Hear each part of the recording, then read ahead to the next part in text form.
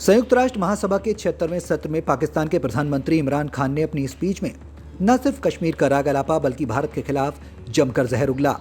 कश्मीर में एक तरफा फैसलों से लेकर भारतीय सेना द्वारा अत्याचार करने की बात भी इमरान ने फिर से अंतर्राष्ट्रीय मंच पर की। भारतीय राजनयिक ने अपने दमदार तर्कों से उसी मंच पर पाकिस्तानी प्रधानमंत्री इमरान खान द्वारा उठाए गए हर सवाल का करारा जवाब दिया। पाकिस्तान के एक एक झूठ की धज्जियां उड़ाते हुए संयुक्त राष्ट्र में भारत की फर्स्ट सेक्रेटरी स्नेहा दुबे ने राइट टू रिप्लाई के तहत पाकिस्तान को न सिर्फ आतंकवाद बल्कि अल्पसंख्यकों की स्थिति पर भी आईना दिखा दिया। आइए सुनाते हैं आपको पाकिस्तान के हुक्मरान इमरान खान का यूएन के मंच पर झूठ बोलना और उस पर भारत की फर्स्ट सेक्रेटरी स्नेहा दुबे का जवाब देना। It is unfortunate, very unfortunate, that the world's approach to violations of human rights lack even-handedness and even are selective.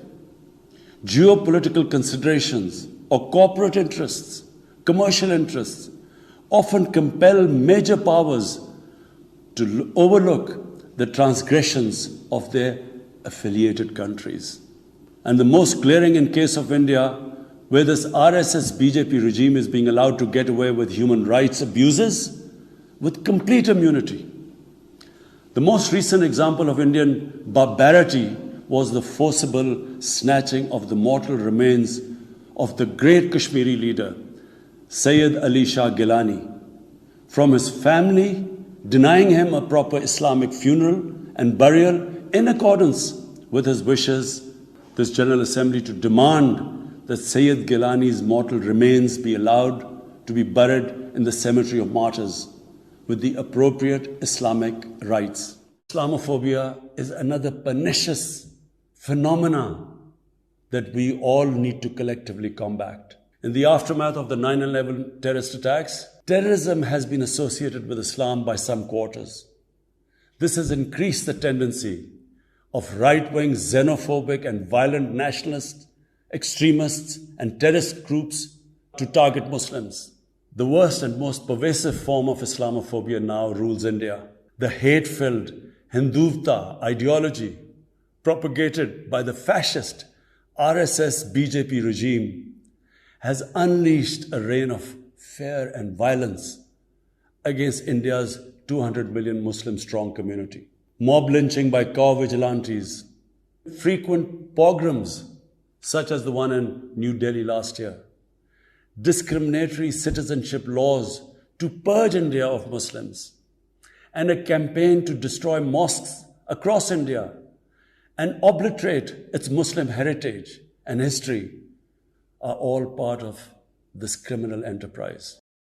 Mr. President, we exercise our right of reply to one more attempt by the leader of Pakistan to tarnish the image of this august forum by bringing in matters internal to my country and going so far as to spew falsehoods on the world stage.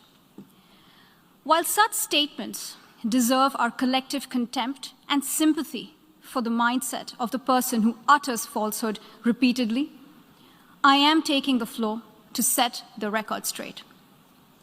Regrettably, this is not the first time the leader of Pakistan has misused platforms provided by the UN to propagate false and malicious propaganda against my country, and seeking in vain to divert the world's attention from the sad state of his country, where terrorists enjoy free pass while the lives of ordinary people, especially those belonging to the minority communities, are turned upside down.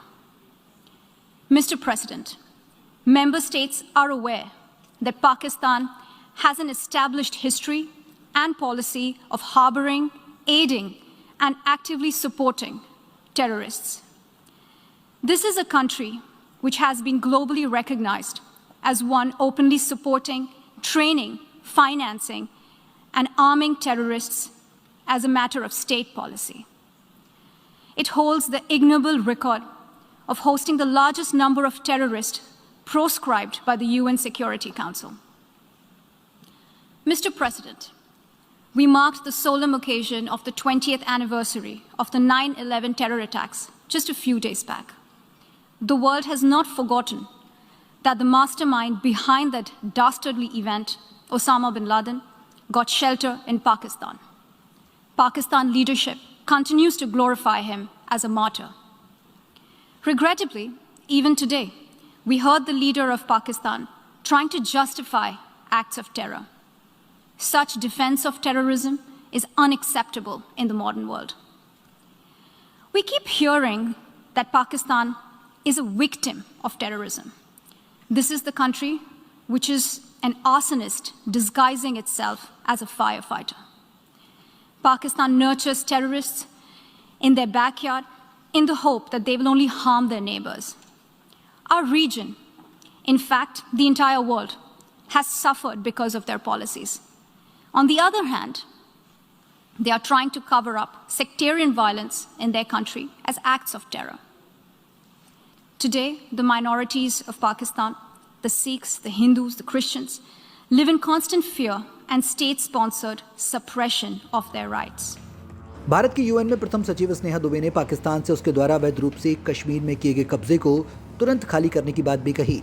कुल मिलाकर पाकिस्तान के लिए कहना गलत नहीं होगा कि एक हाथ में बंदूक और हथियार लेकर शांति दूत बनने की बात जो वो कर रहा है, वो दुनिया जानती है कि आतंक और शांति दोनों एक साथ नहीं चल सकते। ऐसे में पाकिस्तान को अगर शांति स्थापित करनी है तो उसे आतंक को छोड़कर केवल शांति की ही बात करनी होगी। Bureau report, Punjab Kesari TV.